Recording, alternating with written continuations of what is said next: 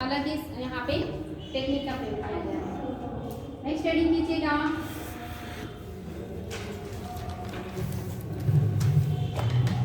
बहमनी। बहमनी दक्षिण का साम्राज्य था ना, बहमनी।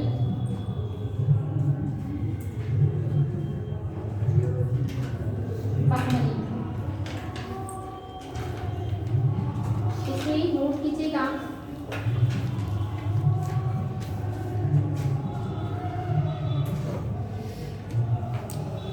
दक्कन के बहमनी, हाँ दक्कन के बहमनी और बाद के शासकों ने, दक्कन के बहमनी और बाद के शासकों ने एक मिश्रित कला शैली को जन्म दिया। एक मिश्रित कला शैली को जन्म दिया। मिश्रित कला शैली को जन्म दिया। इसमें भारतीय तुर्की, इसमें भारतीय तुर्की मिस्री, मतलब मिस्र, तुर्की मिस्री और ईरानी शैलियों का समन्वय था। इसमें भारतीय तुर्की मिस्री और ईरानी शैलियों का समन्वय था। इसी शैली में हाईलाइट कीजिएगा, इसी शैली में मोहम्मद आदिल शाह का मकबरा, इसी शैली में मोहम्मद आदिल शाह का मकबरा, मोहम्मद आदिल शाह का मकबरा। मोहम्मद आदिल शाह के मकबरे को ही किस नाम से जानते हैं? गोल गुंबद, और ये दुनिया का सबसे बड़ा गुंबद माना जाता है। मोहम्मद आदिल शाह का मकबरा या गोल गुंबद, ब्रैकेट में बीजापुर। क्वेश्चन आए गोल गुंबद कहाँ है, बीजापुर में क्या है? आदिल शाह का मकबरा है। फिर से रिपीट कर रही हूँ, मोहम्मद आदिल शाह का मकबरा या गोल गुंबद, ब्रैकेट में बीजापुर, ब्रैकेट बंद, भी बनवाया गया है, भी बनवाया गया है।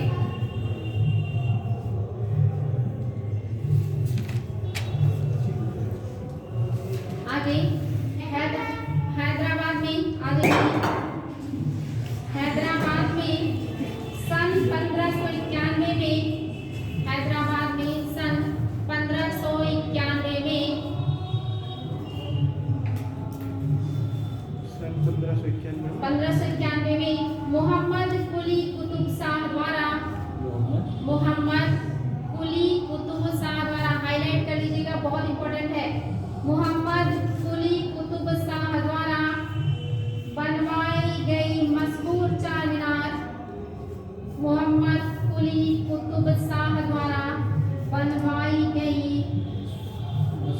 मशहूर चार मीनार इमारत एक चौराहे पर बनी है। मशहूर चार मीनार इमारत एक चौराहे पर बनी है।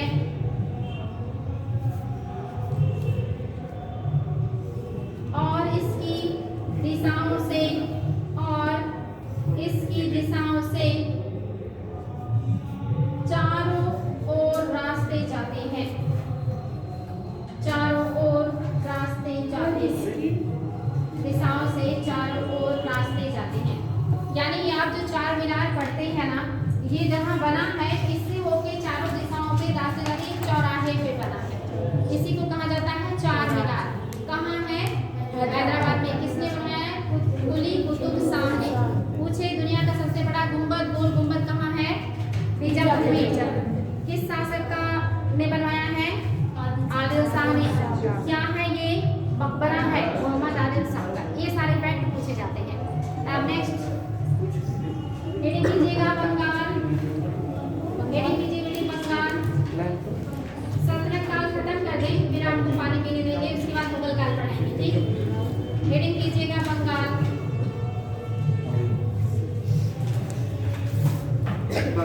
हाँ बंगाल। मध्यकाल में बंगाल के स्थापत्य की विशेषता यह है कि मध्यकाल में बंगाल के स्थापत्य की विशेषता, मध्यकाल में बंगाल में स्थापत्य की विशेषता यह है कि है कि हाईलाइट कीजिएगा, इसमें पत्थर का काम कम और ईंटों का प्रयोग ज्यादा किया गया है। इसमें पत्थर का काम कम, ऐसे क्वेश्चन आईएएस में आते हैं। इसमें पत्थर का काम कम और ईंटों का प्रयोग ज्यादा किया गया है। ईंटों का प्रयोग ज्यादा किया गया है। इस शैली में छोटे छोटे स्तंभों पर इस शैली में छोटे छोटे स्तंभों पर बनी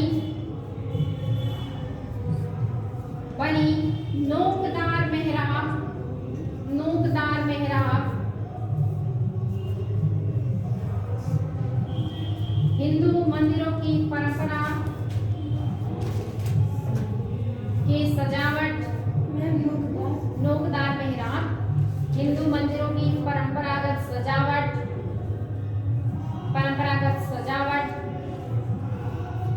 के प्रतीकों का प्रयोग हुआ है।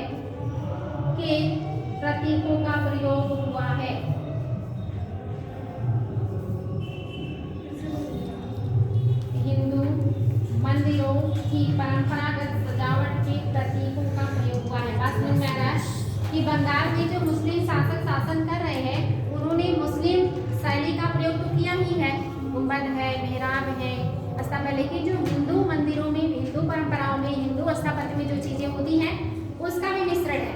तो आईएएस एग्जाम में क्वेश्चन बनेगा कि यहाँ पर पत्थरों का ज्यादा ईंटों का कम प्रयोग किया गया है, तो ये गलत हो जाएगा। यहाँ पे पत्थरों का कम, ईंटों का ज्यादा प्रयोग किया गया है। इसमें हिंदू और इस्लामी दोनों शैलियों का मिश्रण देखने को मिलता है, यानी कि इंडो इस्लामिक शैली का प्रयोग ज्यादा मिला है। यहाँ की जो स्थापत्य है वो छप्पर के आकार की, छप्पर समझ रहे ना, जो इस तरह से बने रहते हैं, इस तरह से ये, इसको 2 चाला, 3 चाला, 4 चाला के नाम से जाना जाता है। एनसीईआरटी में दिया है, यानी छप्पर के आकार के 1 तल्ला, 2 तल्ला, 3 तल्ला ही बनाएकर, 1 तल्ला तो 1 चाला, 2 तल्ला तो 2 चाला और 4 तल्ला तो 4 चाला, इस तरह से नाम दिया गया यहाँ के स्थापत्य को। तो अब जब हिंदू और इस्लाम दोनों कलाओं का मिश्रण होगा तो उसे क्या कहेंगे, इंडो इस्लामिक शैली। तो अगर क्वेश्चन आए इंडो इस्लामिक शैली का विकास कैसे हुआ, तो इस्लाम और हिंदू दोनों स्थापत्य कलाओं या दोनों शैलियों के मिश्रण से जो नई शैली का निर्माण हुआ उसी को कहा गया इंडो इस्लामिक शैली।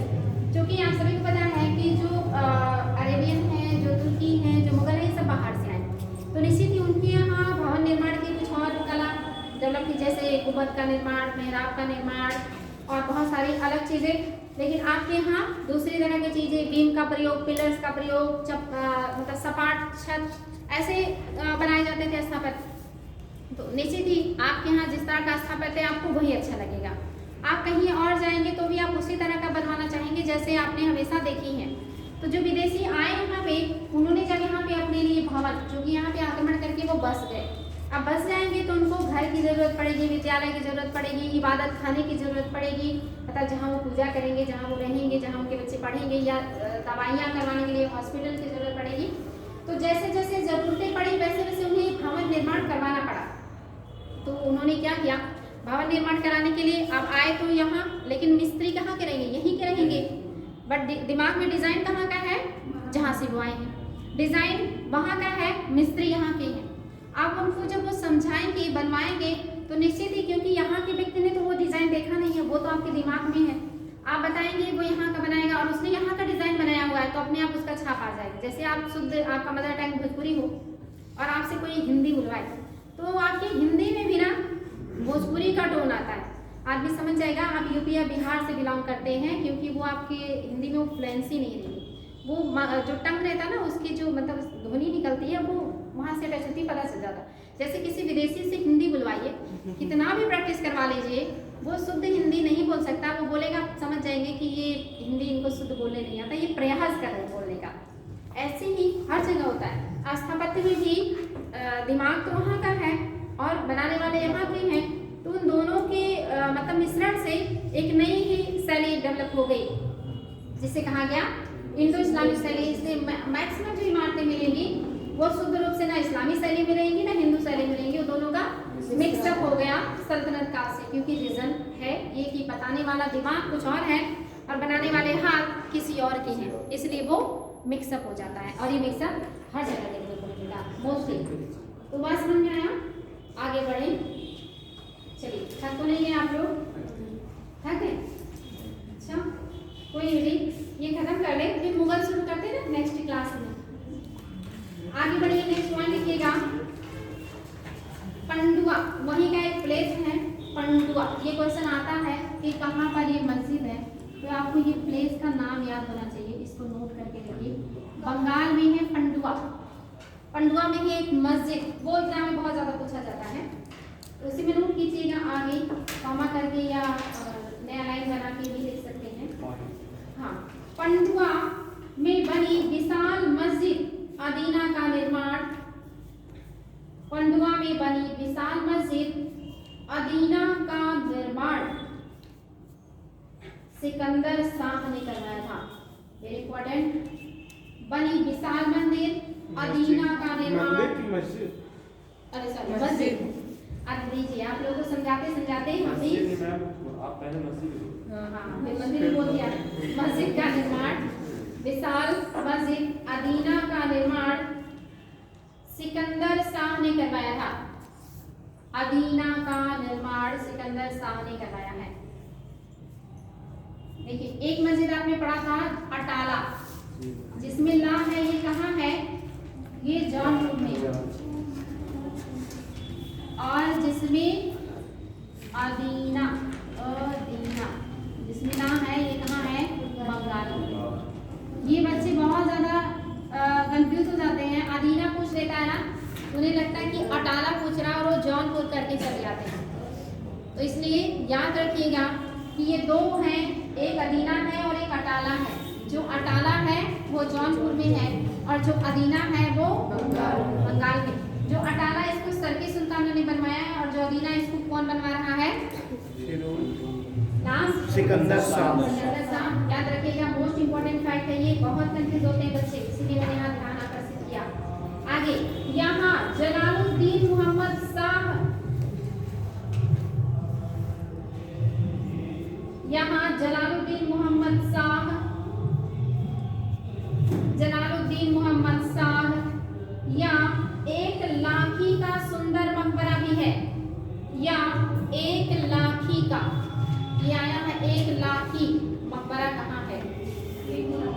एक लाखी का सुंदर मकबरा भी है, हाईलाइट कीजिएगा।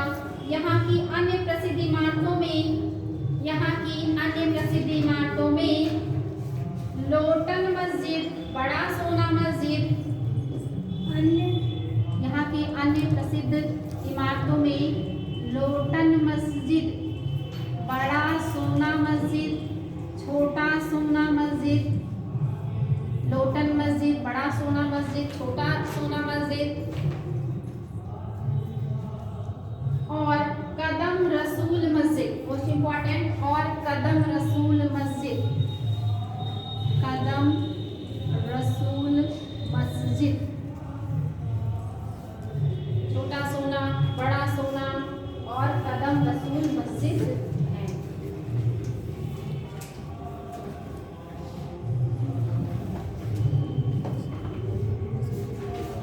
अब लिख लीजिएगा मालवा, या ऐसे एक लाइन में लिख लीजिए, मालवा क्षेत्र के मांडू और धार के इलाके में, मालवा क्षेत्र के मांडू और धार, मोस्ट इंपॉर्टेंट है, एग्जाम में बहुत बार पूछा जाता है। मांडू और धार, धार नगरी में भोज शासन करते थे। मांडू और धार यानी कहाँ होगा? MP। हाँ, मालवा क्षेत्र के मांडू और धार के इलाके में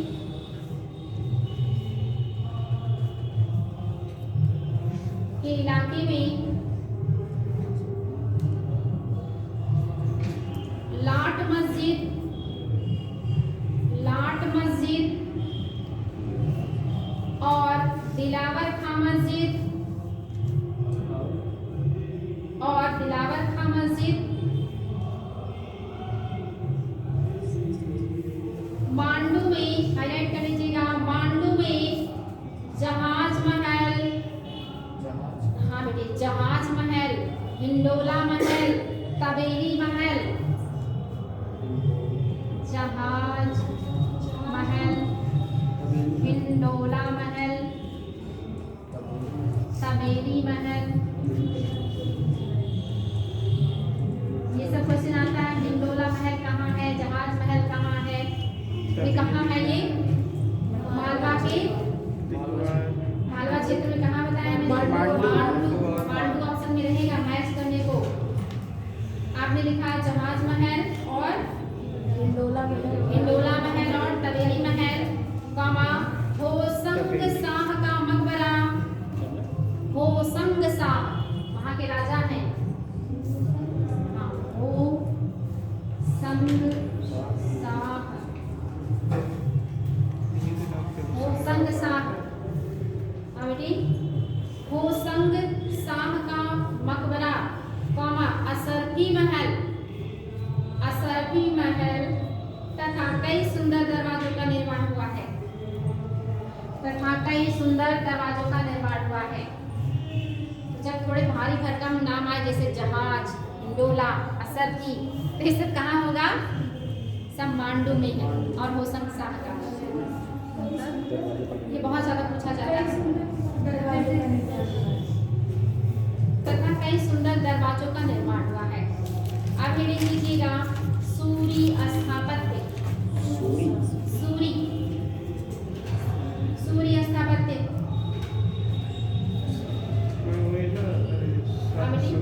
हाँ बिल्कुल, सूरी स्थापत्य, सूरी स्थापत्य का मतलब समझ रहे हैं ना, राजवंश, शेरशाह सूरी, इस्लाम शाह, ये सबका जो है साम्राज्य, इसके बारे में बात करेंगे। तो सूरी राजवंश में जो सबसे महत्वपूर्ण स्थापत्य है वो शेरशाह सूरी का मकबरा है, जो कहाँ है, बिहार के सासाराम में है, जो किस जगह पे है, झील के बीचों बीच ऊंचे चबूतरे पर बनाया गया है। बिहार के सासाराम में झील के बीच में ऊंचे चबूतरे पे बनाया गया, ये पहला मकबरा है जो भी झील में बन रहा है, ठीक ना, बन रहा है मतलब बना, मतलब अभी तक की इमारतों में बन रहा है, ठीक। आगे बढ़े जब इसमें नोट कीजिएगा, शेरशाह सूरी युग का सबसे बेहतरीन स्थापत्य का नमूना, शेरशाह सूरी युग का सबसे बेहतरीन स्थापत्य का नमूना, स्थापत्य का नमूना उसका स्वयं का सासाराम ब्रैकेट में बिहार, उसका स्वयं का सासाराम में बनवाया गया मकबरा है, उसका स्वयं का सासाराम में बनवाया गया मकबरा है। सासाराम बिहार में, हाँ ब्रैकेट में बिहार कर लीजिएगा, बनवाया गया मकबरा है। शेरशाह का मकबरा झील के अंदर एक ऊंचे टीले पर निर्मित, शेरशाह का मकबरा झील के अंदर एक ऊंचे टीले पर निर्मित, ऊंचे टीले पर निर्मित हिंदू मुस्लिम वास्तुकला का श्रेष्ठ नमूना है, हिंदू मुस्लिम वास्तुकला का श्रेष्ठ नमूना है। हिंदू मुस्लिम वास्तुकला का श्रेष्ठ नमूना है। ये बाहर से मुस्लिम दिखता है इमारत और अंदर से हिंदू वास्तुकला का, इसलिए क्या है, ये नमूना है। हाईलाइट कीजिएगा, वास्तुकार, सॉरी वास्तुविद, वास्तुकार भी कर सकते हैं, वास्तुविद इतिहासकार पारसी ब्राउन, वास्तुविद इतिहासकार नाम है पारसी ब्राउन, ये क्वेश्चन आया है, पारसी ब्राउन, पारसी ब्राउन इतिहासकार भी हैं और वास्तुविद भी हैं। पारसी ब्राउन ने इसे संपूर्ण उत्तर भारत की सर्वोत्तम कृति कहा है, इसे संपूर्ण उत्तर भारत की सर्वोत्तम कृति कहा है, संपूर्ण उत्तर भारत की सर्वोत्तम कृति कहा है। नेक्स्ट पॉइंट, शेरशाह ने रोहतास में किला भी बनवाया, हाईलाइट कर लीजिएगा, शेरशाह ने रोहतास में किला भी बनवाया। रोहतास ये भी वही है, बिहार में, बिहार में है। रोहतास में एक किला भी बनवाया। शेरशाह ने दिल्ली पर कब्जा कर शेरशाह ने दिल्ली पर कब्जा कर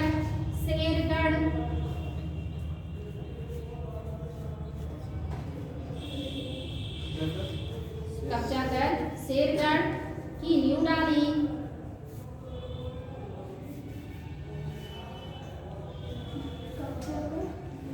शेरगढ़ की नींव डाली। आगे शेरशाह ने दीन पनाह को तुड़वाकर उसके मलबे पर, मोस्ट इंपॉर्टेंट, शेरशाह ने दीन पनाह को तुड़वाकर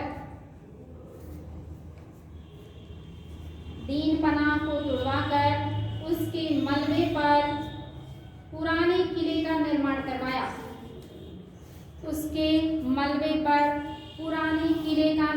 करवाया। मोस्ट इंपॉर्टेंट फैक्ट है ये, पुराने किले का निर्माण करवाया। 1541 ईस्वी में शेरशाह ने इस किले के अंदर, ये भी मोस्ट इंपॉर्टेंट है, 1541 ईस्वी में शेरशाह ने इस किले के अंदर 1541 ईस्वी में शेरशाह ने इस किले के अंदर किला ए कुहना नाम की शानदार मस्जिद का निर्माण करवाया। किला ए कुहना नाम के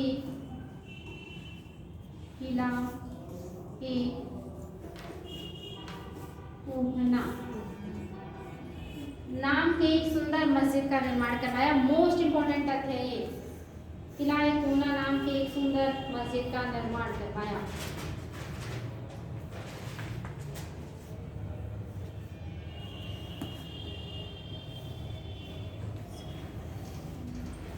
इसी मस्जिद के परिसर में एक शेर मंडल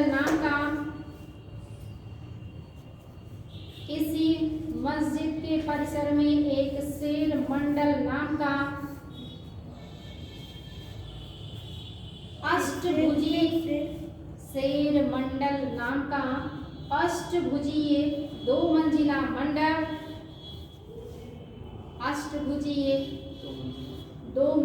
मंडप और छतरी निर्मित है या करवाया। 2 मंजिला मंडप और छतरी निर्मित करवाया। छतरी निर्मित करवाया। शेरशाह ने रोहतासगढ़, एक चीज याद रखिए, जो शेर मंडल है इसी को हुमायूं ने अपना लाइब्रेरी बनाया था और इसी की सीढ़ियों से गिरने से उनकी मृत्यु हुई थी। ये फैक्ट याद रखिएगा। हाँ, तो आपने लिखा है निर्मित करवाया। आगे शेरशाह ने रोहतासगढ़ के दुर्ग एवं कन्नौज के स्थान पर रोहतासगढ़ दुर्ग एवं कन्नौज के स्थान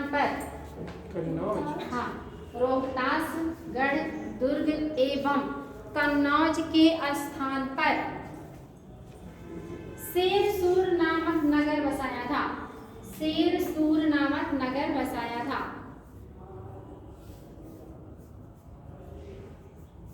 और अगला पॉइंट भी बहुत इंपॉर्टेंट है।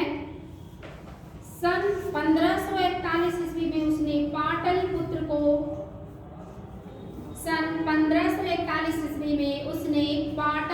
को पटना के नाम से पुनः स्थापित किया।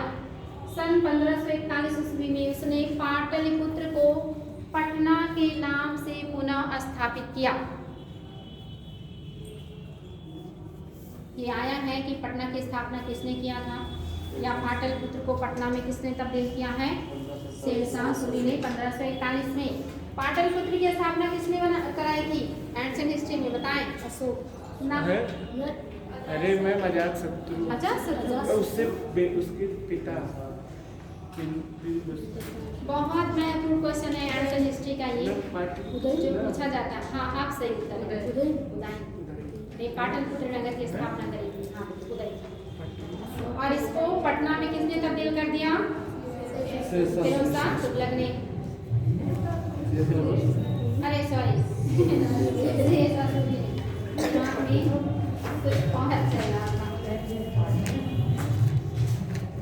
आगे है आपका अवध का स्थापत्य। आ जाइए उत्तर प्रदेश। भ्रमण करवा दें आप लोगों को बैठे बैठे। आ जाइए आपके उत्तर प्रदेश अवध का स्थापत्य। तो बता सकते हैं अवध में कौन सा स्थापत्य है आपके? बड़ा इमाम बाड़ा। बड़ा इमाम बाड़ा पूछा जाता है ना, कहाँ पे है? लखनऊ में। बड़ा इमाम बाड़ा को किसने बनवाया था? बड़ा इमाम बाड़ा। हाँ, बड़ा इमाम बाड़ा को किसने बनवाया था? आसफुद्दौला ने बनवाया है। हाईलाइट करके लिखिएगा, बड़ा इमाम बाड़ा को आसफुद्दौला ने बनवाया है। और ये लाल बलुआ पत्थर और ईंट से निर्मित है। आइए इसमें क्वेश्चन आया था, इसमें संगमरमर से काम है, ये सही नहीं। बड़ा इमाम बाड़ा का निर्माण आसफुद्दौला ने करवाया है। ये लाल बलुआ पत्थर और ईंट से निर्मित है।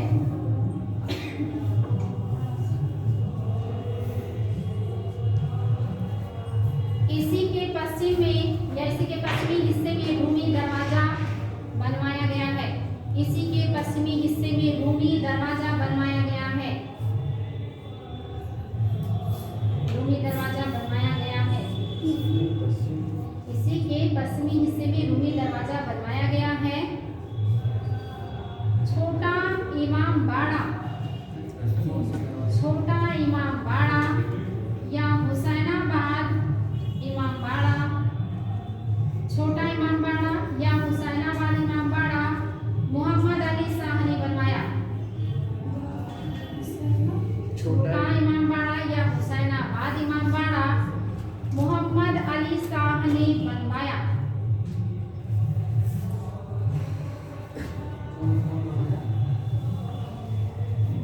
मेजर जनरल क्लाउड मार्टिन ने मेजर छोटा इमाम बाड़ा किसने बनाया था? छोटा इमाम बाड़ा या हुसैनाबाद इमाम बाड़ा मोहम्मद अली शाह ने बनवाया।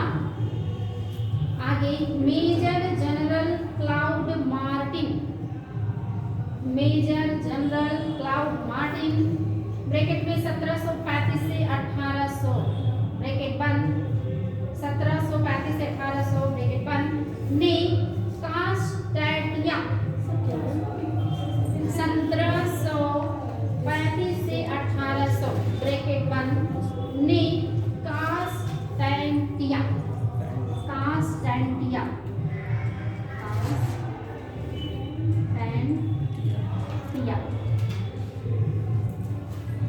कास्टैटिया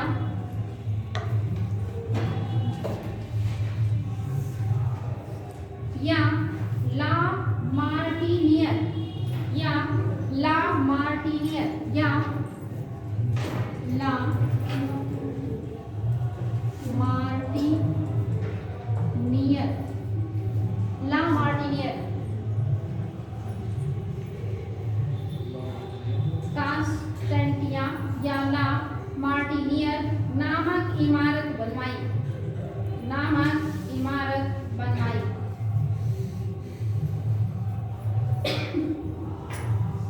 अब रीडिंग कर लीजिए राजस्थान का स्थापत्य। राजस्थान का स्थापत्य ऐसे समझा देती हूँ क्योंकि आप लोग अगर ये आज खत्म ही नहीं होगा नहीं तो। राजस्थान का स्थापत्य में आपने नाम सुना होगा जयपुर नगर का, किसने बसाया है? जय सिंह। सवाई राजा जय सिंह ने बसाया जयपुर नगर। सवाई राजा जय सिंह का स्थापत्य में महत्वपूर्ण योगदान है जो आयोग के द्वारा अनगिनत बार पूछा गया। उन्होंने जंतर मंतर या वेधशाला बनवाई है। वेधशाला उन्होंने कहाँ कहाँ बनवाई है ये आयोग ने बहुत ज्यादा पूछा है, बता सकते हैं? जय सिंह ने कहाँ कहाँ जंतर मंतर बनवाया है? बहुत इंपॉर्टेंट है बेटे, हिस्ट्री में पढ़ा होगा आप लोगों ने। और ये आयोग का क्वेश्चन एक दिल्ली में है, राजस्थान की जयपुर में। राजस्थान में नहीं बताना है, जयपुर, दिल्ली और वाराणसी और दो और है, 5 जगह बनवाया है। 5 जगह उन्होंने जंतर मंतर बनवाया है। नोट जरूर कर लीजिएगा, कल मैं पूछूंगी और ये एग्जाम में भी पूछा जाएगा। तो अगर पश्चिम से पूर्व की तरफ आते हैं तो पहले तो जयपुर पड़ेगा, फिर दिल्ली पड़ेगा, फिर मथुरा पड़ेगा, फिर उज्जैन पड़ेगा और फिर वाराणसी। तो लाइन से 5 प्लेस, जयपुर, दिल्ली, मथुरा, उज्जैन, वाराणसी, कहीं कहीं इलाहाबाद दे देता है ऑप्शन में।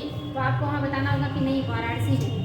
तो 5 जयपुर, प्लेस दिल्ली, मथुरा, जयपुर, दिल्ली, मथुरा, उज्जैन और वाराणसी 5 जगहों पे उन्होंने वेधशालाएं बनवाई थी जो नक्षत्र विद्या से संबंधित है।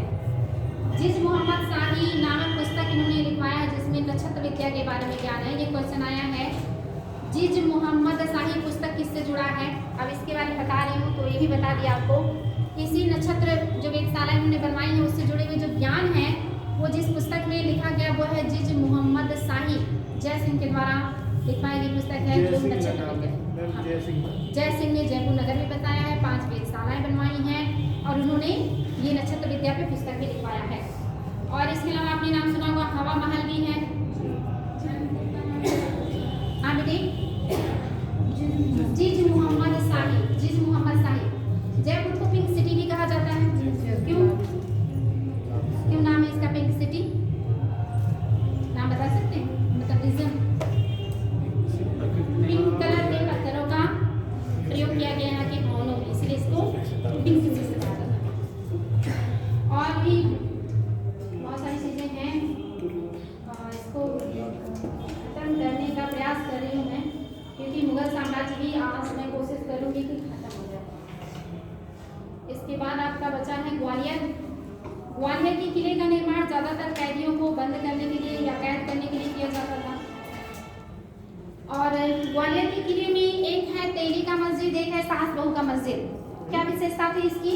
सॉरी मंदिर तेली का मंदिर और सास बहू का मंदिर जो कि ग्वालियर के किले में स्थापत्य का बहुत बढ़िया उदाहरण है और एग्जाम में बहुत ज्यादा पूछा जाता है। कौन सी गढ़ शैली का ये विशेषता है ग्वालियर के किले में। ग्वालियर में मकबरे हैं कुछ लोगों के जो बहुत ज्यादा पूछे जाते हैं। जैसे किसी को बता दीजिए, बहुत महत्वपूर्ण है। तानसेन का मकबरा बहुत अच्छे, अकबर के 9 रत्नों में शामिल थे। और नेक्स्ट महारानी लक्ष्मीबाई, झांसी की रानी, उनका भी मकबरा है यहाँ पे। इसके अलावा और कुछ है जो यहाँ के बारे में आपको पता है। यहाँ पे राजा हैं, उन्होंने अपनी पत्नी मृगनयनी की याद में भी कुछ बनवाया है। पढ़ा होगा आप लोगों ने हिस्ट्री में। बताएं, कुछ पता है तो बताएं।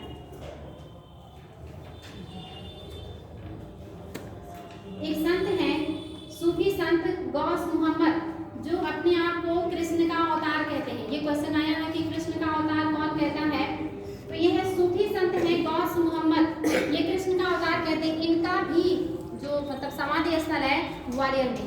तो कितने हो गए? एक तो हो गई रानी, दूसरे तानसेन, तीसरे गौस मोहम्मद हो गए। कितने लोगों का? रानी का कोई झांसी की रानी। अच्छा वो तो हाँ, उनका समाधि स्थल है यहाँ पे। तो ये सब है यहाँ पे। और तेली का मस्जिद और मंदिर और सास बहू का मंदिर। इसके अलावा जो राजा हैं जहांगीरी महल भी है यहाँ, ये भी याद रखिएगा, जहांगीरी महल भी है। और एक राजा है जो काफी फेमस है जिनके दरबार में रहते थे, तानसेन। नाम बता सकते हैं? अकबर के पहले तानसेन, क्योंकि जन्म कहाँ हुआ है? ग्वालियर में हुआ है ना, तो ग्वालियर के राजा के दरबार में थे, फिर वहां से अकबर के दरबार में गए थे। ठीक है। राजा मान सिंह जो कि ग्वालियर के शासक थे, पहले इन्हीं के दरबार में रहते थे, फिर गए अकबर के दरबार में।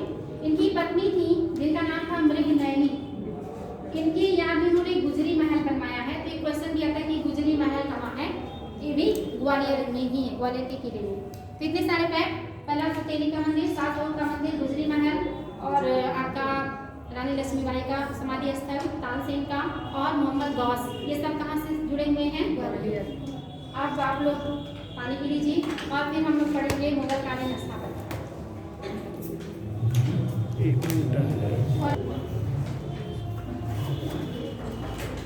रीडिंग कीजिए मुगल कालीन स्थापत्य, मुगल कालीन स्थापत्य कला।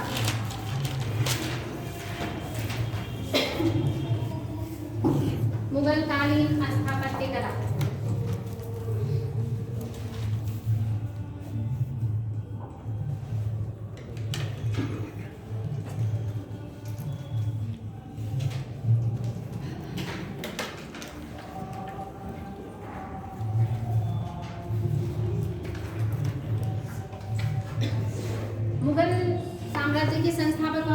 बाबर कब स्थापना किया? 1526 1526। कौन से युद्ध के बाद? पानीपत किससे लड़ा था उन्होंने? इब्राहिम लोधी और आप सभी को पता होगा बाबर के बारे में कि 1526 से लेकर 1530 में उनकी मृत्यु हो गई थी। कहाँ? 30 में बाबर की मृत्यु कहाँ हुई थी? आगरा में।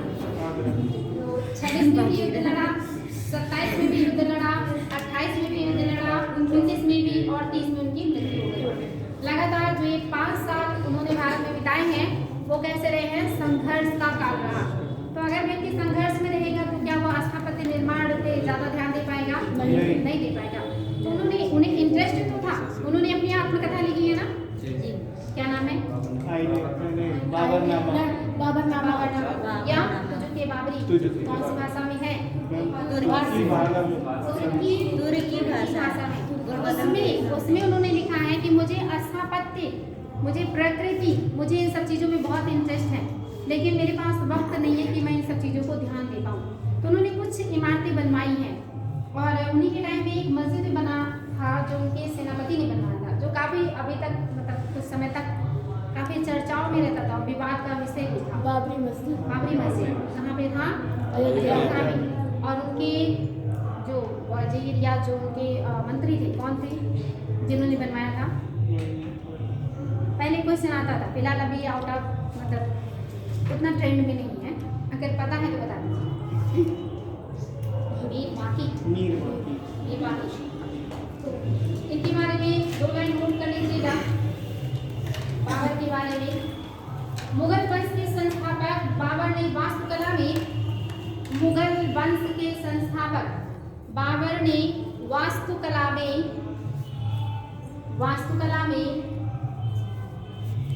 विशेष रुचि दिखाई। बाबर ने वास्तुकला में विशेष रुचि दिखाई।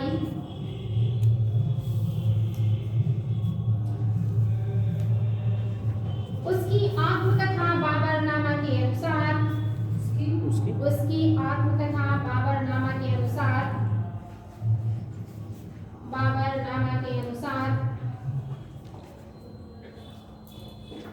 तत्कालीन स्थानीय वास्तुकला में संतुलन का अभाव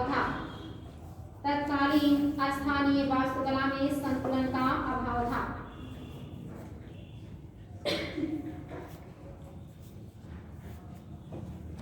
बाबर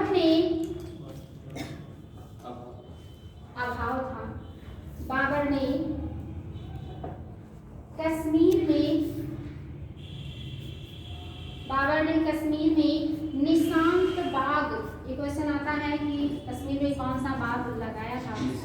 हाँ, निशांत। बाबर ने कश्मीर में निशांत बाग,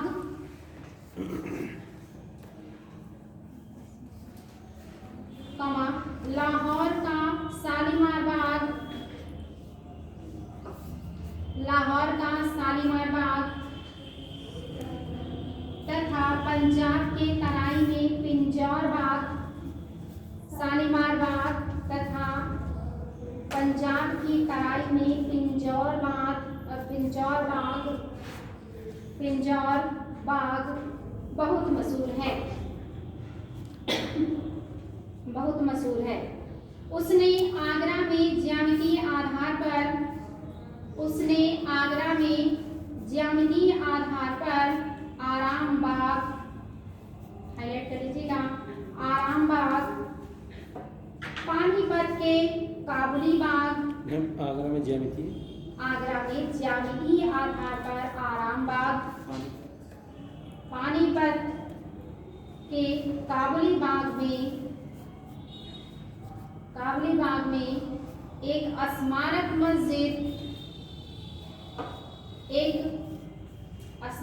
मस्जिद ब्रैकेट में 1524 ईस्वी, एक स्मारक मस्जिद ब्रैकेट में 1524 ईस्वी ब्रैकेट बंद, मुरादाबाद ब्रैकेट में उत्तर प्रदेश 1524 ईस्वी ब्रैकेट बंद, मुरादाबाद ब्रैकेट में उत्तर प्रदेश ब्रैकेट बंद, के निकट संभल में मुरादाबाद ब्रैकेट में यूपी ब्रैकेट बंद के निकट संभल में जामी मस्जिद जमा मस्जिद जमा मस्जिद नहीं बेटे जामी मस्जिद ब्रैकेट में 1529 ईस्वी ब्रैकेट बंद 1529 ईस्वी ब्रैकेट बंद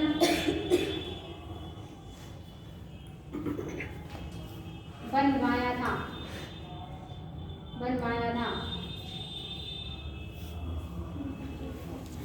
जो बाबर हैं इन्हें स्थापत्य कला में तो इंटरेस्ट है नहीं, जो कि इन्होंने अपनी आत्मकथा में लिखा है। साथ ही बाग बगीचे लगाने का बड़ा शौक था, और वो भी बाग कैसी ज्यामितीय, यानी कि चतुर्भुजाकार, वर्गाकार या त्रिकोण, इस तरह के जो ज्यामितीय होते नहीं आकार, इस आकार में बाग बगीचे लगाए करते थे। इन्हें बहुत शौक था। इन्हीं की देन है चार बाग पद्धति। नाम सुना है ना, चार बाग क्या होता है? बाग में 4 भाग में होता है, रास्ता हाँ 4 भाग बटा होता है। 4 भाग मतलब 4 रास्ते निकल के जो 4 भाग में बांटते हैं। थोड़ा सही है, थोड़ा कंप्लीट नहीं है।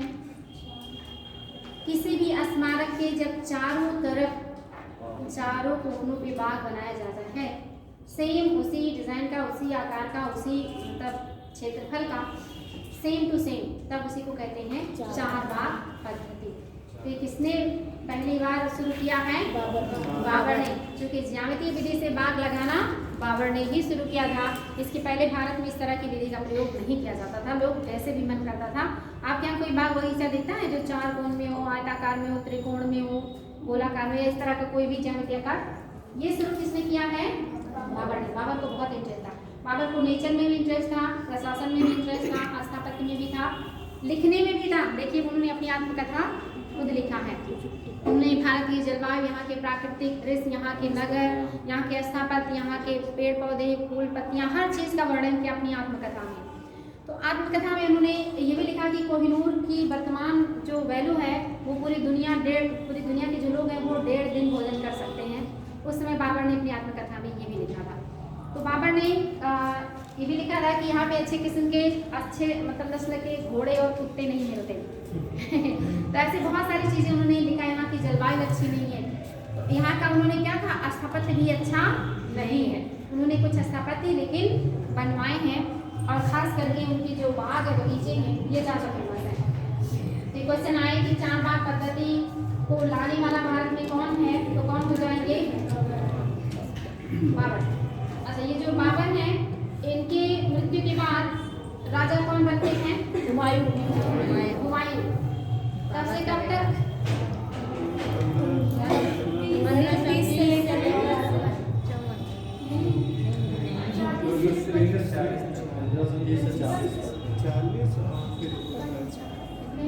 40 से 50 शेरशाह।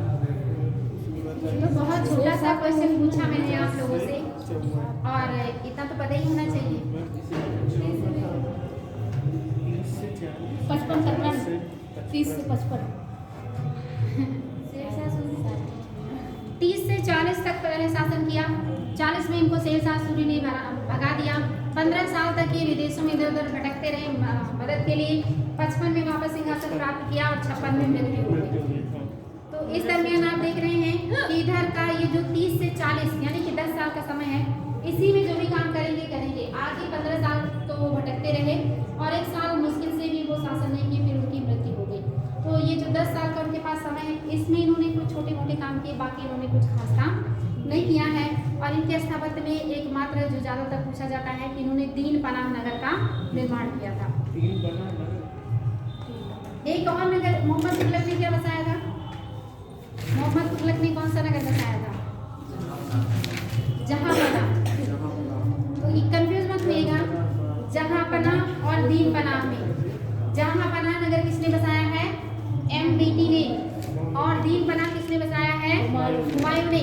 उसी दीन पनाह को तोड़ करके पुराना किला किसने बनाया? शेरशाह सूरी ने। और उसी पुराने किले में किला कोहना किसने बनाया? शेरशाह सूरी ने। और उसी किला कोहना के प्रांगण में शेर मंडल किसने बनवाया या शेरगढ़ी? शेरशाह सूरी ने। और उसी शेर मंडल को ही लाइब्रेरी में किसने तब्दील किया था? हुमायूं। हुमायूं ने। यानी कि पहले दीन पनाह नगर हुमायूं ने बनाया। बाद में जब 40 में शेरशाह सूरी ने इनको भारत से भगा दिया, तब उसमें उसको तोड़ा और उसमें बनाया पुराना किला। पुराने किले के अंदर बनाया किला-ए कोहना, और किला-ए कोहना के प्रांगण में बनाया शेर गढ़ी या शेर मंडल। और बाद में जब फिर से इनकी मृत्यु हुई और हुमायूं दोबारा से आए, 1 सालों के लिए शासन किया, तब उसी शेर मंडल को इन्होंने अपनी लाइब्रेरी बनाई और उसी की सीढ़ियों से गिरने से इनकी मृत्यु हो गई थी। कहानी समझ में आई? बस इतना ही निर्माण हुमायूं के द्वारा किया गया, बाकी और कुछ खास नहीं है जहाँ से एग्जाम में क्वेश्चन बनेगा। तो हुमायूं के बाद राजा कौन बनेंगे? अकबर। अच्छा, आपने सुना होगा हुमायूं का मकबरा काफी चर्चाओं में रहा है ये, और एग्जाम में क्वेश्चन भी बनता है। किसने बनवाया था हुमायूं का मकबरा? शेरशाह सूरी। दुश्मन का मकबरा नहीं बनवाया। हमीदा बानो बेगम। और कहीं कहीं ऑप्शन में नहीं रहता, तब हाजी बेगम। और इस इमारत को बनाने के लिए उन्होंने विदेशों से बुलाए थे जो कारीगर होते हैं, जो डिजाइन करते हैं। उन्होंने मिर्जा गयास को बुलवाया था भारत से, जिन्होंने इसका डिजाइन तैयार किया था और फिर बनाया गया था आपका हुमायूं का मकबरा। कहाँ है हुमायूं का मकबरा? कहाँ है? आगरा में है, लखनऊ में है, दिल्ली में है। दिल्ली में जो हुमायूं का मकबरा है, इसकी खासियत क्या है जो क्वेश्चन बनता है?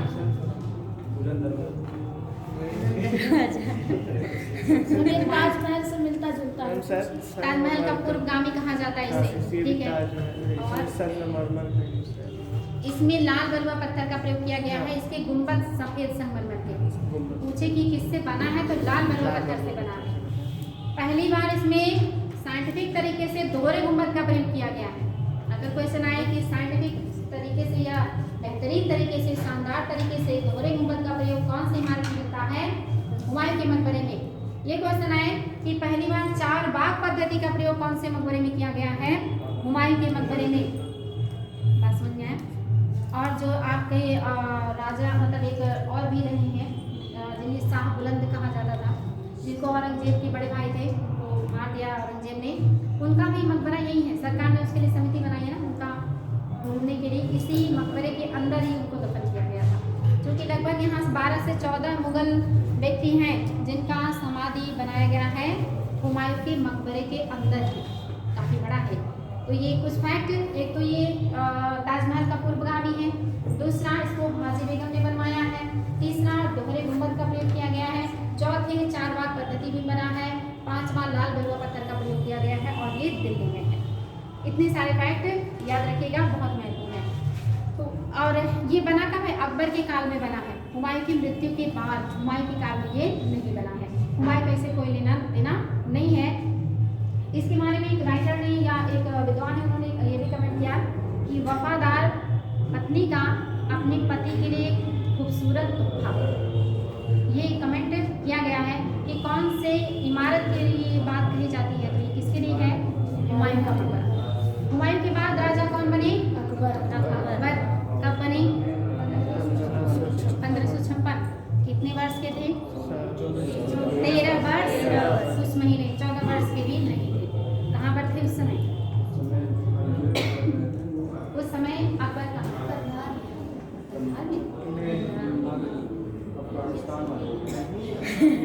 आप लोग और लोग भेजे उसके पहले वापस आ जाते हैं। इंडिया में ही थे वो, बाहर नहीं गए थे। तो वो राजा बने और इन्होंने 50 वर्षों तक शासन किया, 56 से लेकर के 5 तक। और इस 50 वर्ष में इन्होंने बहुत सारे स्थापत्य का निर्माण करवाया है, जैसे इलाहाबाद का किला, आगरा का किला, लाहौर का किला। ये महत्वपूर्ण, इन्होंने बहुत सारे भव्य किले बनवाए हैं जो काफ़ी भव्य है। मिसाल है आज भी इलाहाबाद का किला, आगरा का किला और लाहौर का किला विद्यमान है। और ये जो किले हैं, ये हाँ फतेहपुर सीकरी में भी है। ये किले जो हैं किससे बने हैं? सब लाल बलुआ पत्थर से बने। अकबर की इमारतें ज़्यादातर किसकी बनी हैं? लाल बलुआ पत्थर की। लेकिन उनके पुत्र के पुत्र की इमारतें ज़्यादातर किसमें बनी हैं? सफ़ेद संगमरमर की। तो अकबर कालीन जितने हैं वो ज़्यादातर क्या हैं? लाल बलुआ पत्थर। और इनके किले सबसे ज़्यादा फेमस हैं, जो इन्होंने 3 जगह पे बनवाए हैं। आगरा में इन्होंने और भी कुछ इमारतें बनवाई थी। आगरा में ही अकबर का मकबरा भी है। कहाँ पे है? आगरा में अकबर का मकबरा कहाँ है?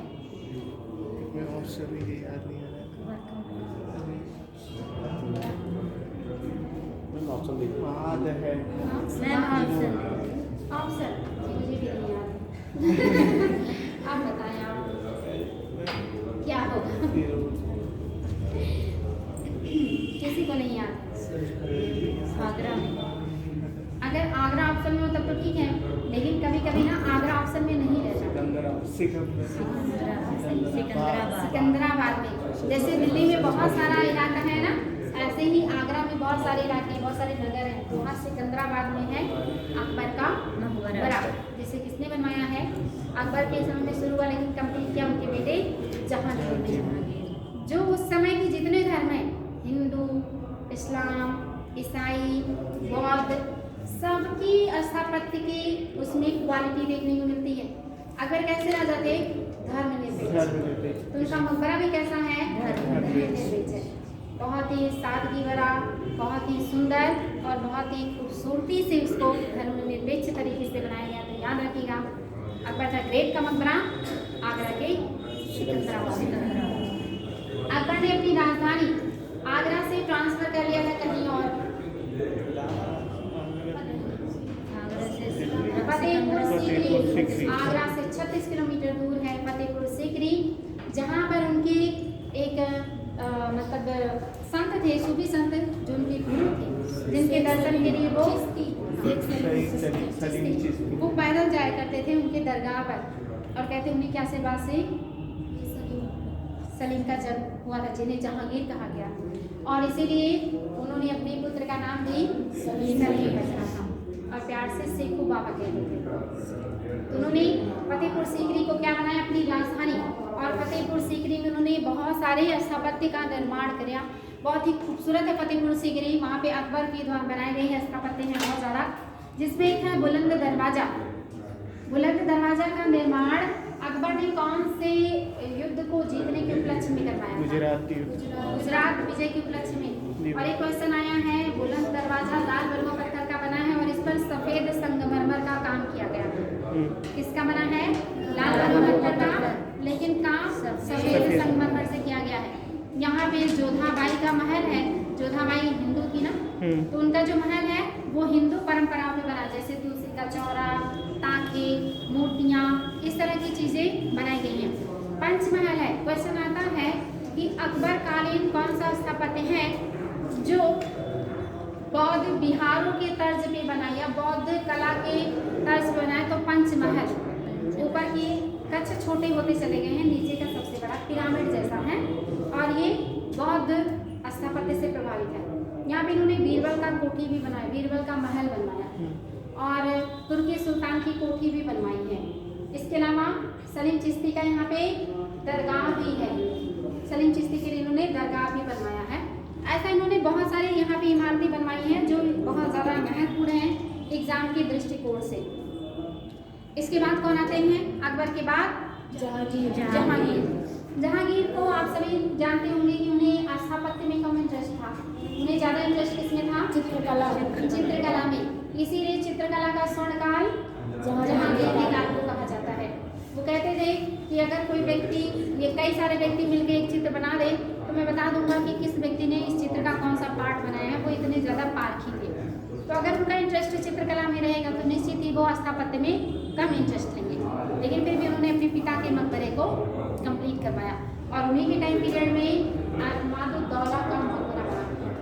अहमदुद्दौला का मकबरा किसको समर्पित है? किसने बनवाया था और कब? ये जो नूरजहां के पिताजी का मिर्जा गयास की याद में बनाया गया या उन्हीं को समर्पित किया गया है। कहाँ ये कहाँ है? अहमदुद्दौला का मकबरा आगरा में। विशेषता बता सकते हैं? मोस्ट इम्पोर्टेंट क्वेश्चन जो यहाँ से पूछा जाता है। हाँ, बहुत अच्छे। पहली बार जिस इमारत में पित्रा ड्यूरा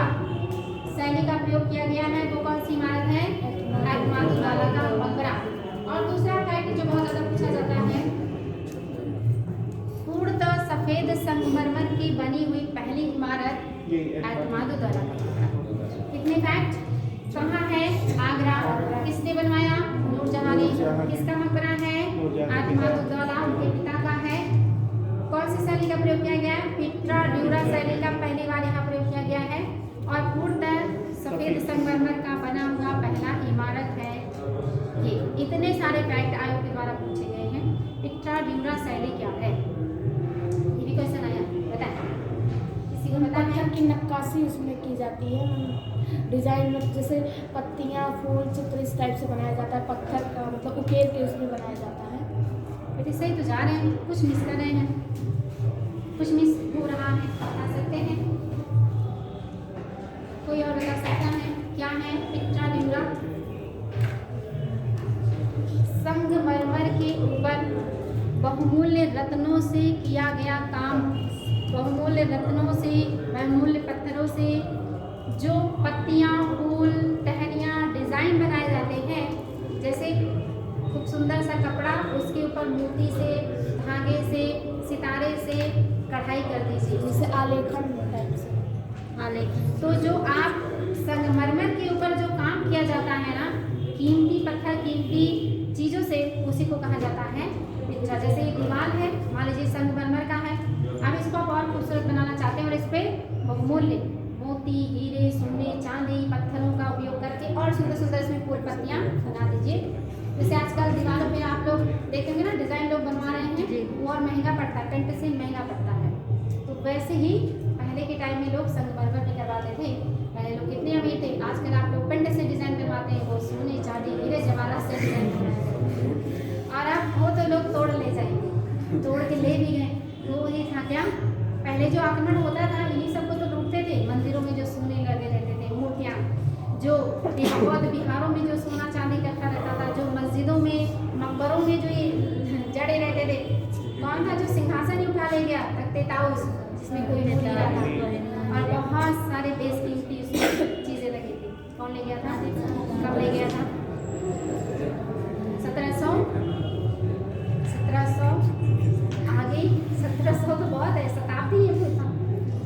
39 याद रखिएगा। वो पूरा का पूरा सिंहासन ही ले गया, क्योंकि पूरे के पूरे सिंहासन में इतना सारा सामान था कि कौन एक एक निकाले, पूरा ही लेके चलते तो ले गया था। तो इतना ज़्यादा यहाँ पे बढ़िया सिंहासन पे भी काम होने लगा था। आज में क्या है, पिट्रा ड्यूरा शैली क्या है? इसके अलावा जहांगीरी महल आपने देखा ग्वालियर के किले में बना हुआ है, इन्हीं के टाइम में बना है। और जहांगीर ने और भी कुछ चीज़ें बनवाई हैं, जैसे आगे चल के जहांगीर का जो मकबरा है, नूरजहां का मकबरा, अनारकली का मकबरा, तीनों लोगों का मकबरा कहाँ है? पत्नी, पति और उनकी प्रेयसी, तीनों लोगों का मकबरा एक ही जगह है, लाहौर में है तीनों लोगों का मकबरा। जहांगीर के बाद आते हैं शाहजहां। शाहजहां के काल को स्थापत्य कला का स्वर्ण काल कहा जाता है, स्वर्ण युग कहा जाता है। इन्होंने पूरे जीवन काल में सिर्फ एक ही काम किया है, बनवाया है, भवन ही बनवाया है। और इन्होंने लाल किले के अकबर के द्वारा बनाए गए बहुत सारे भवनों को तोड़ दिया और वहाँ पे बनाया दीवाने आम, दीवाने खास और बहुत सारे और भी रहने के लिए प्लेस। और इसके अलावा सबसे खूबसूरत, जिसके लिए शाहजहां जब तक धरती पे या इंडिया में या दुनिया में लोग रहेंगे याद किए जाएंगे, क्या है वो? ताजमहल। कौन से संगमरमर से बना है? कहाँ के खान से निकले थे संगमरमर? राजस्थान की मकराना की खान से। अच्छा, इतना तो आपको पता है। इसके अलावा ये इतना अलग, इतना विशिष्ट क्यों है? क्योंकि उस समय समकालीन जितने मकबरे थे, सबसे कुछ ना कुछ ले करके इस मकबरे को डिजाइन किया गया। जैसे ये झील के बीचों बीच चबूतरे पर है, ये कहाँ से कॉपी किया गया? शेरशाह सूरी का मकबरा था ना, पहला जो झील में था टीले पर, तो ये लिया गया शेरशाह सूरी से। और ये चार बाग पद्धति में बना, तो ये कौन से मकबरे से चुराया गया? हुमायूं का मकबरा पहली बार चार बाग पद्धति में बना, वहाँ से ये लिया गया। तीसरा, इसकी सुंदरता, इसकी मजबूती, ये कहाँ से लिया गया? अकबर के मकबरे से।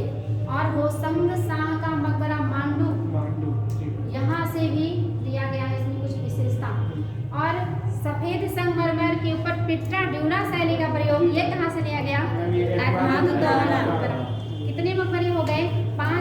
मकबरे हो गए, जहाँ से कुछ न कुछ ले करके, जैसे भारत का संविधान दुनिया के सभी देशों के संविधानों से अच्छी अच्छी चीज़ों को लेकर बनाया गया, इसलिए आज तक टिका हुआ है, आज तक उसे खत्म नहीं किया गया और काम चल रहा है। वैसे ही हुमायूं का मकबरा इतना विशिष्ट क्यों है? क्योंकि उसमें अकबर के मकबरे से भी लिया गया है, वो शहंशाह के मकबरे से, शेरशाह सूरी का बेटे, अरे मैं क्या बोला, ताजमहल, समझ में आ गया ना? यानी समकालीन उस समय जितने मकबरे बने थे उसमें जो विशिष्ट बातें थी वो सब वहाँ से चुराई गई हैं। अगर क्वेश्चन आए कि ये किससे चारबाग पद्धति लिया गया है, तो हुमायूं के मकबरे से। विक्टोरियन शैली और संगमरमर, धर्मनिरपेक्षता और कुछ मजबूती या सुंदरता के मामले में अकबर और रोशन शाह के मकबरे से भी कुछ लिया गया है। और झील में चबूतरे के ऊपर ये उस समय के जितने भी थे सबका इसमें कुछ न कुछ लिया गया, इसीलिए ये सबसे विशिष्ट है और ऐसा फिर दूसरा कोई नहीं कर पाया। इतनी सारी बातें आपकी हो गया ताजमहल के बारे में। इसके अलावा दिल्ली का लाल किला किसने बनवाया? शाहजहां से। कौन से पत्थर से बना है? लाल पत्थर। और इसमें भी इन्होंने दीवाने आम, दीवाने खास और बहुत सारे नगीना मस्जिद बनवाया। यहाँ पे बना है मोती मस्जिद।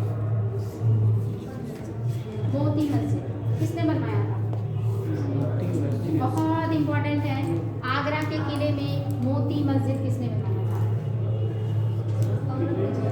औरंगजेब ने। इसीलिए पूछा जाता है क्योंकि औरंगजेब ने अपने जीवन काल में 2 से 3 स्थापत्य ही बनवाए, जबकि शासन कितने वर्ष किया है? 50 वर्ष, अकबर के जितना ही, लेकिन निर्माण कार्य बहुत कम करवाया उन्होंने। तो एक मस्जिद उन्होंने बनवाई है मोती मस्जिद, और वो कहाँ है? दिल्ली के लाल किले में। और दिल्ली का जामा मस्जिद जो इंडिया का सबसे बड़ा जामा मस्जिद है, किसने बनाया? शाहजहां ने ही बनवाया था। तो शाहजहां ने अपने काल में बहुत सारे स्थापत्य बनवाए और बहुत ही शानदार, और उन्होंने ही बनवाया था तख्ते ताउस, जिसमें जड़ा था कोहिनूर हीरा और बेशकीमती हीरे जवाहरात। इसके बाद इनके बाद कौन आएगा? औरंगजेब। औरंगजेब ने कुछ स्थापत्य बनवाए हैं, जैसे उसमें से एक तो आपको बता दिया मैंने, दिल्ली का मोती मस्जिद। और उनकी एकमात्र पत्नी थी, नाम बता सकते हैं? वो एक ऐसे राजा जिन्होंने केवल एक शादी करी, बाकी सबके अनगिनत रानी। उसको बीवी का मकबरा तो कहते हैं, लेकिन उनकी बीवी का नाम क्या है? और वो फारस की थी, विदेशी से शादी किया था औरंगजेब ने। इंटरनेशनल विवाह, एक ही विवाह और वो भी इंटरनेशनल। उनकी पत्नी का नाम था राबिया उद दौरानी। राबिया उद दौरानी नाम था। और उनका एक और भी नाम है जो बहुत कम लोगों को पता रहता है, वो आप लोग बताइएगा मुझे कल, राबिया उद दौरानी का वास्तविक नाम क्या था। इनकी याद में उन्होंने मकबरा बनवाया, मतलब इनके कहने पे, याद में नहीं, वो किसकी याद में रहने वाले इतने सख्त राजा थे। उनकी पत्नी ने कहा होगा कि शाहजहां ने तो ताजमहल बना दिया, आप मेरे लिए क्या बनवाएंगे? उन्होंने उनका दिल रखने के लिए बनवा दिया होगा। और कहाँ बनवाया? औरंगाबाद, महाराष्ट्र की औरंगाबाद यानी कि दक्कन क्षेत्र में उन्होंने ताजमहल के तर्ज पर बनवाया अपनी बीवी का मकबरा, और उसे लोग बीवी का मकबरा ही कहते हैं।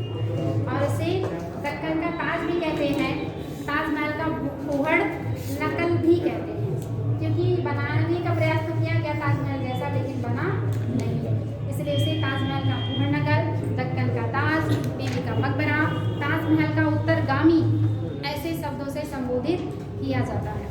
तो ये था आपके मुगल काल के महत्वपूर्ण इमारतें जो मैंने आपको समझाया। अब जरा बताएं, अकबर का मकबरा कहाँ है? सिकंदराबाद, आगरा। हुमायूं का मकबरा दिल्ली। बाबर का मकबरा आगरा। मैंने बताया था उनकी बाद में काबुल में जाके गई, कहाँ? काबुल। और जहांगीर का? जहांगीर के तो लाहौर। शाहजहां का?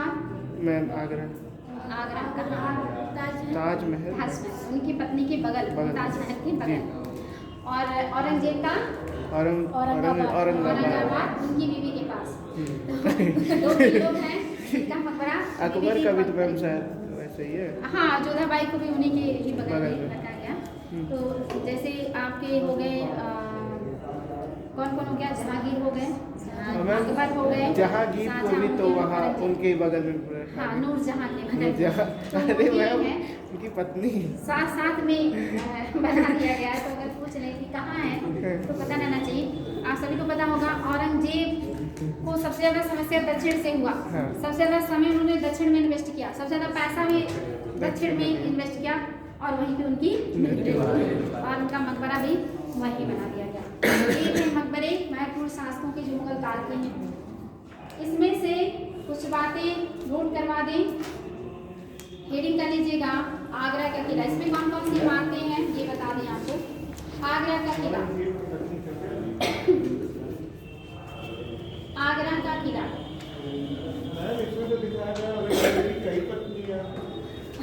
इसके कोई बात नहीं, आप परेशान न होइए। सही मैम दिखा रहा है 5 पत्नी। हो सकता है बाद में उन्होंने कर लिया हो। उसमें ध्यान ही नहीं देना, पूछेगा ही नहीं, बस ये पूछेगा औरंगजेब की जो फेवरेट पत्नी जिनके नाम पे उन्होंने ताजमहल बनाया वो कौन थी? दिलरास बानो बेगम। ये बहुत महत्वपूर्ण एग्जाम में आया है कि राबिया दौरानी उनकी उपाधि थी, जैसे मुमताज महल उनकी उपाधि थी, लेकिन रियल नाम क्या था? रियल नाम मुमताज महल का रियल नाम। अरे वो उपाधि है, वो मरियम उज़्ज़मानी। मरियम उज़्ज़मानी उपाधि है। मुमताज महल, अर्जुमंद बेगम, अर्जुमंद बानो बेगम और नूरजहां का वास्तविक नाम मेहरुन्निसा। ये वास्तविक नाम भी पूछे जाते हैं, याद रखिएगा। अब रीडिंग कर लीजिए। आगरा का किला, आगरा का किला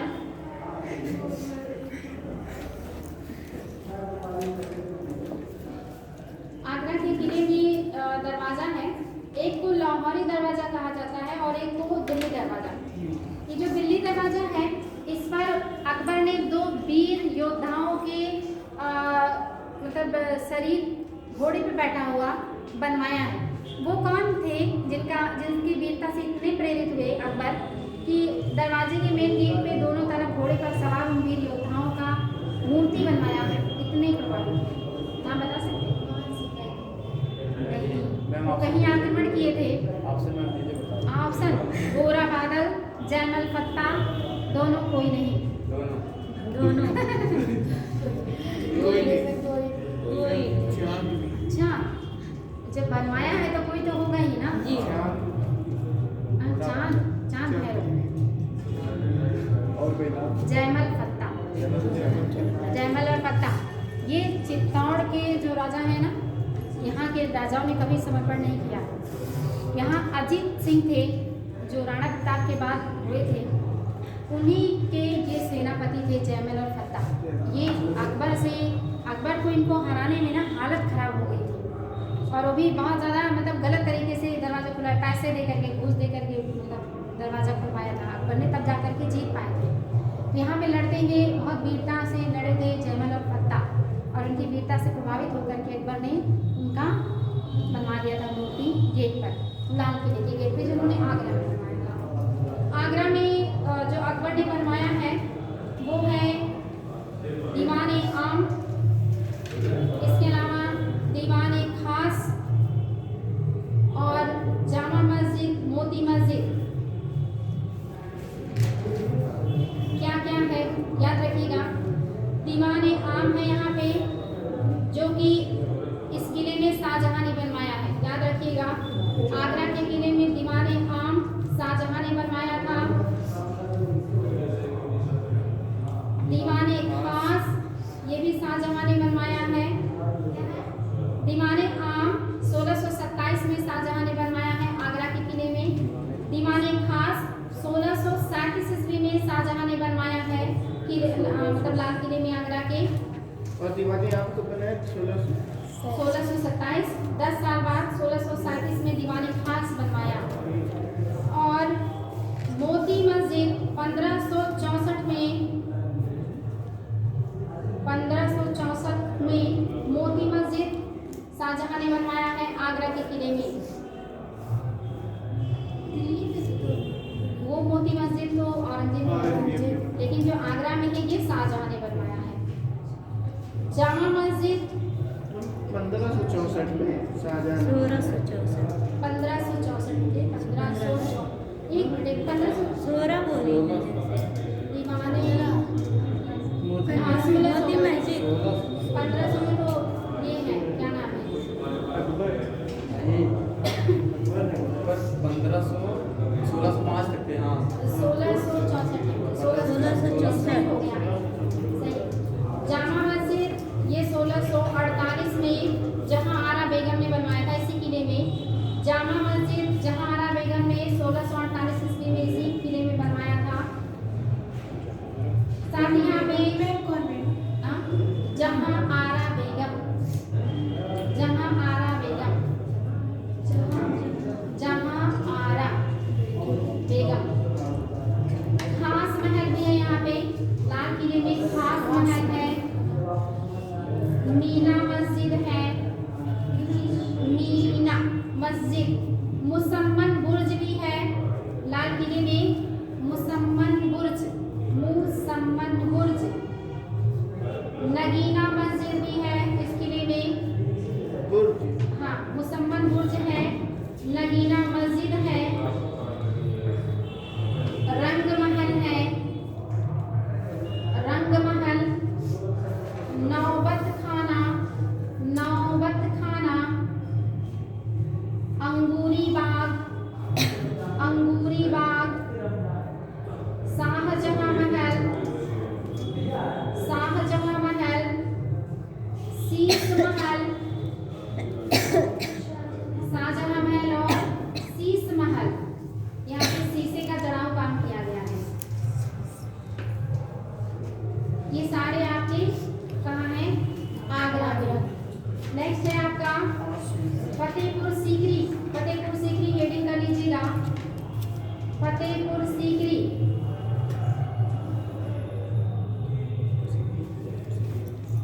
अकबर ने जहांगीर के जन्म के बाद 1571 ईस्वी में 1571 ईस्वी में जहांगीर के जन्म के बाद 1571 ईस्वी में शेख सलीम चिश्ती के प्रति आदर प्रकट करने के लिए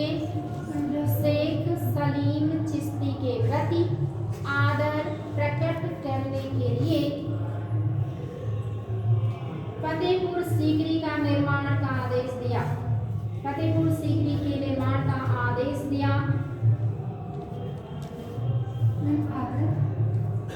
आदर प्रकट करने के लिए फतेहपुर सीकरी के निर्माण का आदेश दिया। इस नए नगर को मुगल साम्राज्य की राजधानी बनाया गया। इस नए नगर को मुगल साम्राज्य की राजधानी बनाया गया। यहाँ पर दीवाने आम, दीवाने खास, दीवाने आम, दीवाने खास, पंचमहल, पिरामिड आकार में है ये पंचमहल। याद रखिएगा ये पिरामिड के आकार का है और बौद्ध विहार के तर्ज पर बना है। दोनों पॉइंट याद रखिएगा कि पिरामिड के आकार का है पंचमहल और बौद्ध विहार के तर्ज पर बना है। ये क्वेश्चन आया है। बौद्ध विहार के तर्ज पर। हाँ, बौद्ध विहार के तर्ज पर बना है। तुर्की सुल्तान की कोठी, तुर्की सुल्तान की कोठी, खास महल, खास महल, कोठी, खास महल, जोधाबाई का महल। ये सभी भवनों में सबसे बड़ा था। जोधाबाई का महल, बीरबल का महल,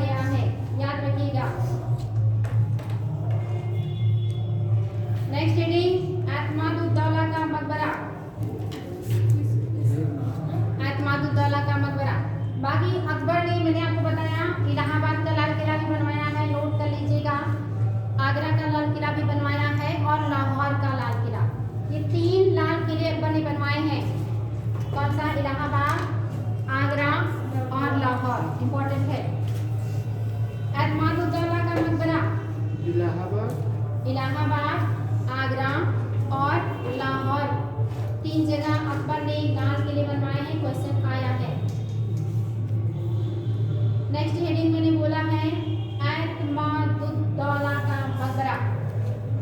एतमादुद्दौला का मकबरा, इसका निर्माण 1626 ईस्वी में नूरजहां ने आगरा में करवाया। इसका निर्माण 1626 ईस्वी में नूरजहां ने आगरा में करवाया। नूरजहां ने आगरा में करवाया।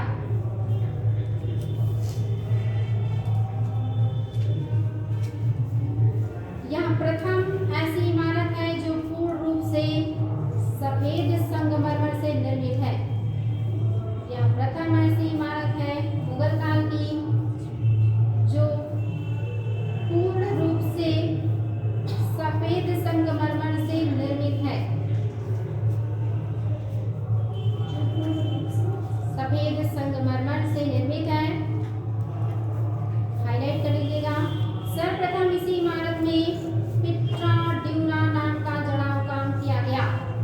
सर्वप्रथम इसी इमारत में पिट्रा ड्यूरा नाम का जड़ाव काम किया गया। पिट्रा ड्यूरा नाम का जड़ाव काम किया गया।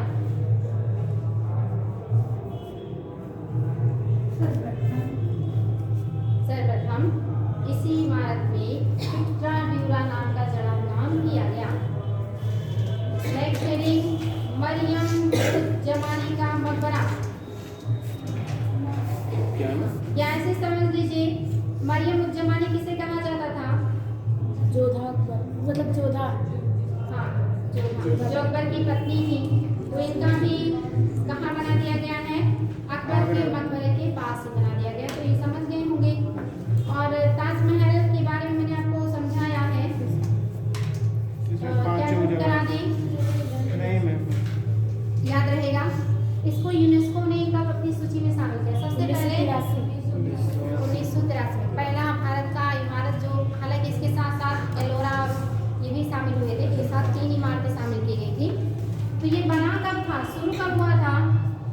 1631 में ये शुरू हुआ था और 1653 तक इसकी काम चली। कितने साल लगे?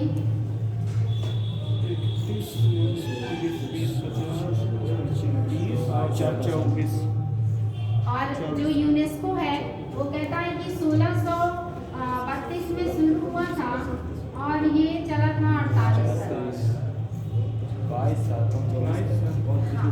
तो ये अलग अलग टाइमिंग बताते हैं। यूनेस्को 22 साल बताता है और जो आपका अपना ऑथेंटिक सोर्स है ये कहते हैं 53। यानी कितना समय लगा था आपके ताजमहल को बनने में, बहुत समय लगा था। और यहाँ पे तो बहुत सारे लोगों के जाने भी गई है। तो ये तो समझ में आ गया ना, इसमें कुछ लिखाने की आवश्यकता है क्या? नहीं, याद रहेगा।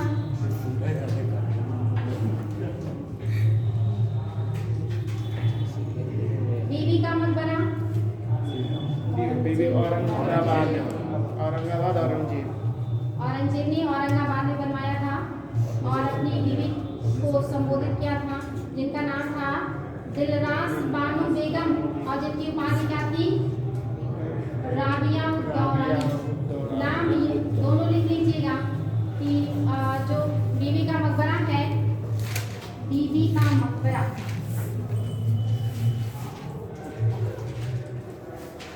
बीबी का मकबरा, इसे और किस नाम से जानते हैं? ये तो पहला नाम हो गया। दूसरा नाम, इसको दक्कन का ताजमहल कहते हैं, दक्कन का ताज। तीसरा, इसको ताजमहल का कुहड़ नकल कहते हैं, ताज महल का कुहड़ नकल।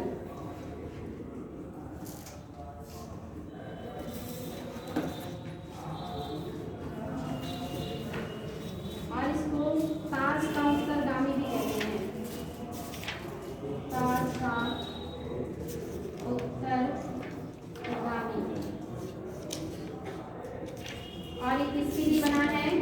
राबिया उद-दौरानी का मकबरा भी इसे कहते हैं, राबिया उद-दौरानी। ये उपाधि है, रियल नाम क्या है?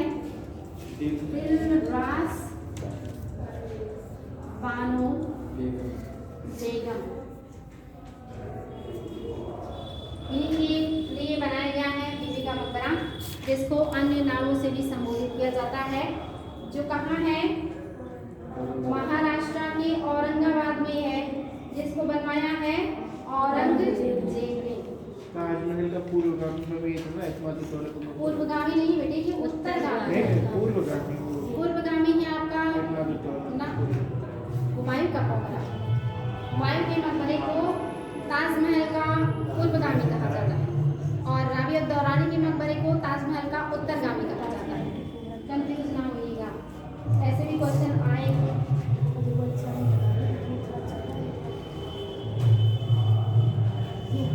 ये बताएं, एक मदरसा जिसका नाम था खैर-उल-मंजिल, खैर-उल-मंजिल बहुत ही ज़्यादा इम्पोर्टेंट है, मदरसा है, मदरसा खैर-उल-मंजिल, ये किसने बनवाया है? मोस्ट इम्पोर्टेंट क्वेश्चन, दिल्ली में है, ये बनवाया किसने है? अकबर की धाइबा कौन थी? महामंगा। महामंगा, ये बनवाया महामंगा ने, बहुत इम्पोर्टेंट है, ये बहुत ज़्यादा पूछा गया है। महामंगा इन्होंने बनवाया है। खैर उल मंजिल या कहीं खैर उल मजलिस भी रहता है, ये मदरसा है, दिल्ली में है, महामंगा ने बनवाया है, मोस्ट इम्पोर्टेंट है। और मकबरे, बाबर का मकबरा कहाँ बताया आपने? काबुल। और नेक्स्ट इनके बेटे कौन है? हुमायूं। हुमायूं का कहाँ है?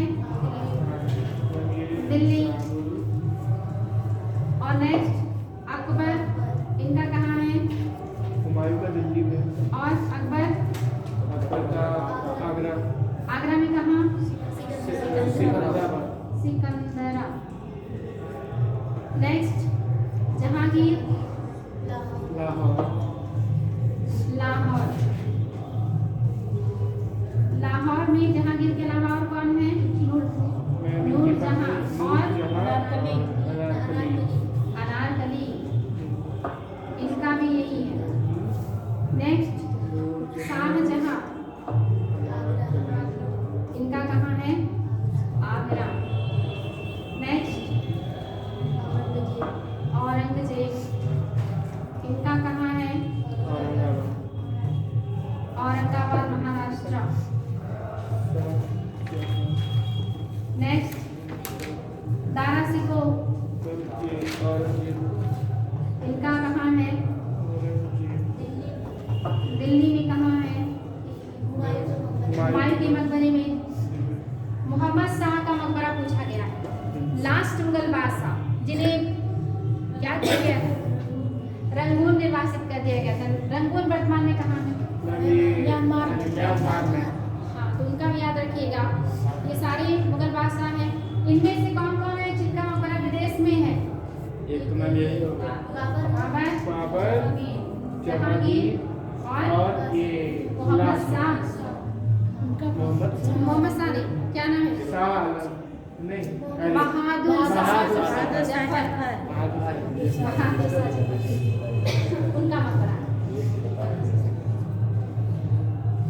और कोई दिक्कत परेशानी, कोई भी पॉइंट जो ना समझ में आया हो आप लोग पूछ सकते हैं। रिवीजन करके आइएगा, सल्तनत काल, मुगल काल, इसके बाद आप सभी को पता है आधुनिक काल में भी स्थापत्य आ जाता है।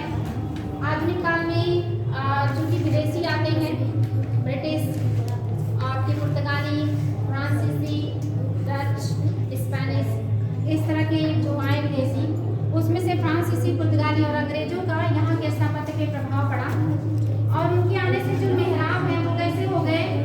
ऐसे नुकीले। यहाँ पे गोथिक शैली का विकास हुआ, इंडो गोथिक शैली का विकास हुआ, रोमांसिक शैली का विकास हुआ, इस तरह की नई नई शैलियों का विकास हुआ, जहाँ से क्वेश्चन ज़्यादा नहीं आते, बस जैसे पूछ लेता राष्ट्रपति भवन को किसने डिजाइन किया, इंडिया गेट को किसने बनाया, संसद भवन को किसने बनाया, ऐसे कुछ छोटे मोटे फैक्ट आते हैं, वो आप लोग थोड़ा देख लीजिएगा। कल मैं कोई नया टॉपिक शुरू करूँगी, चाहे मूर्तिकला या चित्रकला, इन दोनों में से कल कोई टॉपिक शुरू करूँगी, ठीक रहेगा? कल मैं कल तो मीटिंग होना चाहिए सर से यहाँ कल पर 12 तारीख में ओपन है।